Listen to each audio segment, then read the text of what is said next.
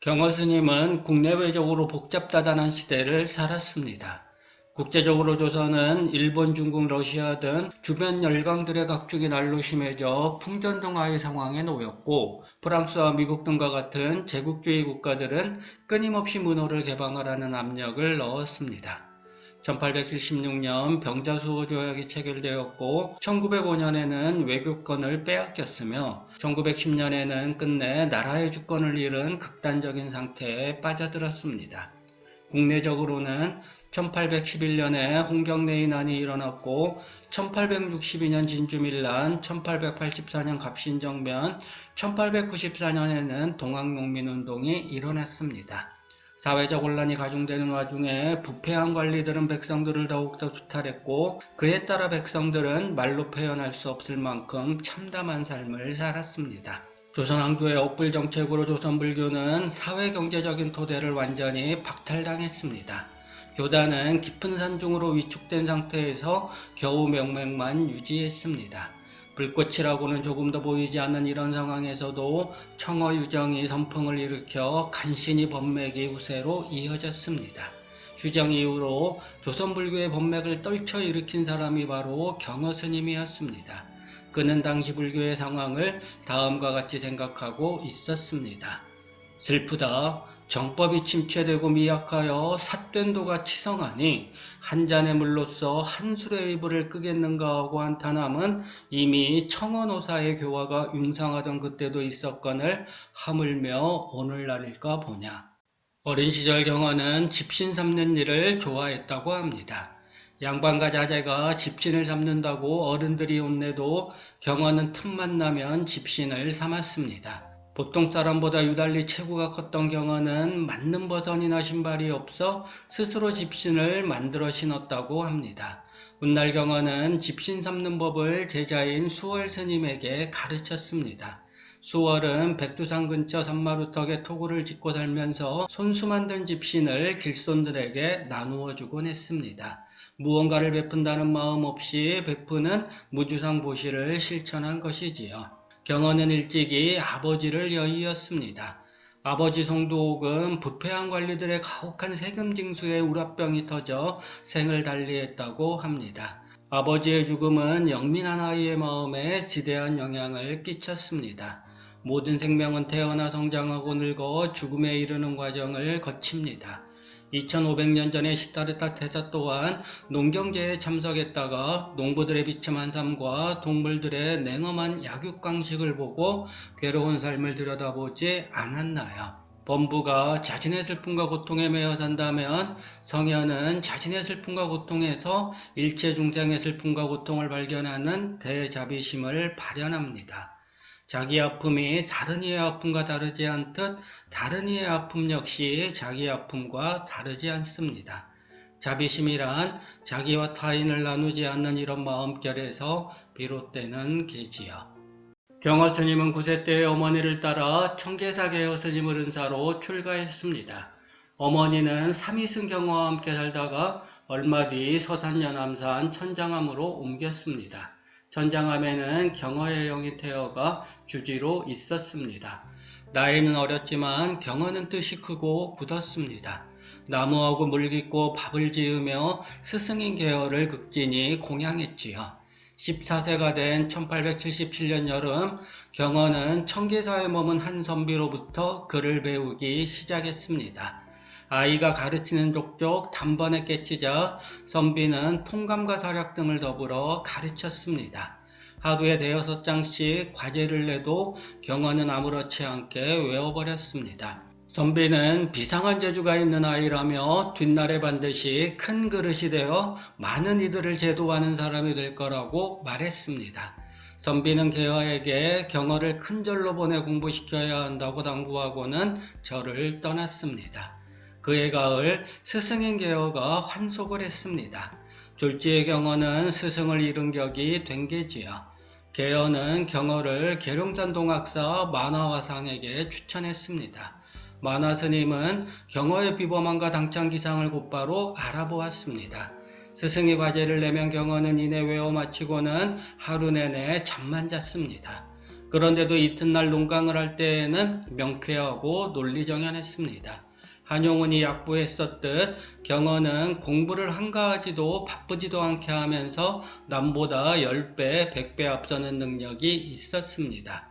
이런 능력과 더불어 경어는 천성이 소탈하고 활달해 꾸밈없는 삶을 살았습니다. 무더운 여름의 경어는 옷을 훌훌 벗어버리고 경을 읽었습니다. 다른 대중들은 정갈의 옷을 입고 앉아 땀을 비우듯이 흘렸지야. 이루 강사가 학인들에게 이리 말할 정도였지야. 참으로 대승의 법기로다. 너희들은 도저히 미칠 수 없느니라. 시간이 흐를수록 경어의 학문 실력은 일취월장했습니다. 경일론 3장뿐만 아니라 유학권 5장까지도 정통했지야. 1868년 23세가 되었을 때 경어는 대중의 요청으로 동학사 강사가 되었습니다.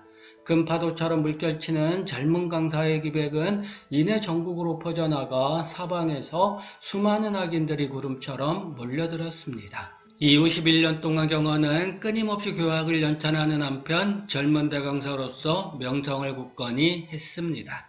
34세가 되던 1879년 여름 어느 날 경어는 옛 은사인 계어스님을 찾아뵙기 위해 참으로 오랜만에 동학사 산문을 벗어났습니다. 한속강 계어는 당시 한양에서 살고 있었습니다. 전안 근처에서 폭풍우를 만난 경어는 급히 어느 집 처마 밑으로 들어가 주인에게 하룻밤 묵기를 청했습니다. 주인은 들은 척도 않고 내쫓았습니다. 수십 집을 돌았지만 아무도 나그네를 받아들여주는 이가 없었습니다. 이렇게 밤을 새울 수 없어 경어는 한사코 내쫓으려는 주인을 물고 늘어졌습니다. 그제야 주인은 이 마을에 전염병이 돌고 있으니 죽기 싫으면 어서 도망가라고 외쳤습니다. 이 말을 듣자마자 경어는 모골이 송연해졌습니다. 심신이 아찔하여 숨까지 막히는지라 경어는 상황을 둘러보지 않고 냅다 뛰기 시작했습니다. 마을에서 멀리 떨어진 느티나무 아래서 피곤한 몸을 누인 경어는 날이 밝을 때까지 잠에 빠져들었습니다. 잠에서 깨어난 경어는 마음 깊은 자리에서 밀려오는 부끄러움에 몸을 떨었습니다.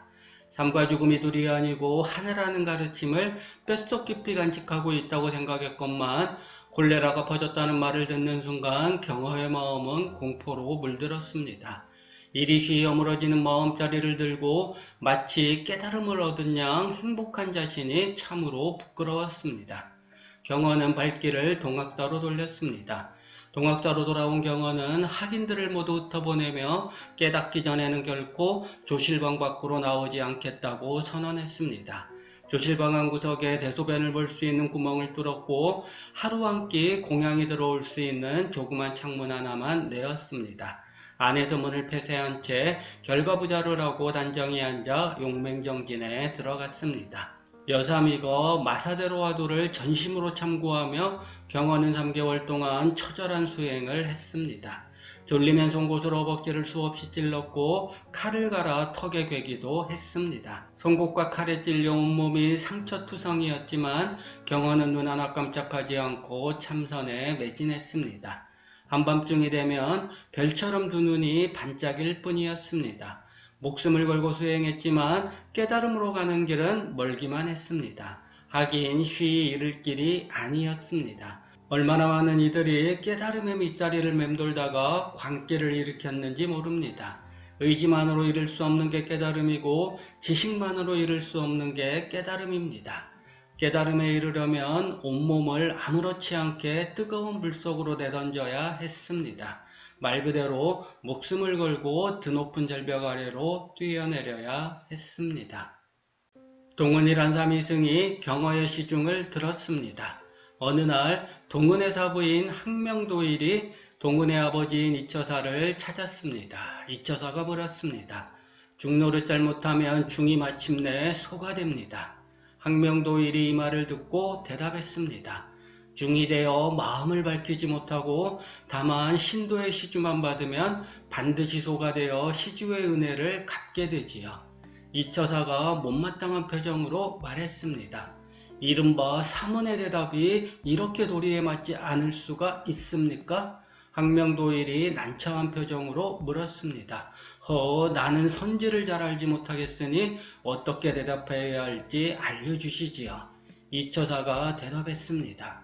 어찌 소가 되어 콧구멍 뚫을 곳이 없다고 이르지 않습니까? 동학사로 돌아온 항명도일은 삼이승 동문에게 이 상황을 들려준 후 자기는 도무지 그 뜻을 모르겠다고 이야기했습니다. 이에 동문은 경허에게 물으면 마땅히 그 이치를 알려줄 것이라고 대답했습니다.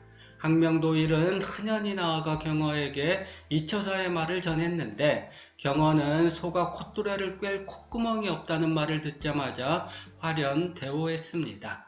1879년 겨울 11월 보름께니 경허의 나이 34세 때였습니다. 오도가의 한 구절을 아래에 싣습니다. 오련이 콧뚜레를 꿰 콧구멍 없다는 말을 듣고 문득 삼천대천세계가 내 집임을 깨달았네. 6월 연암산 아랫길에 들사람 일 없이 태평가를 부르는구나.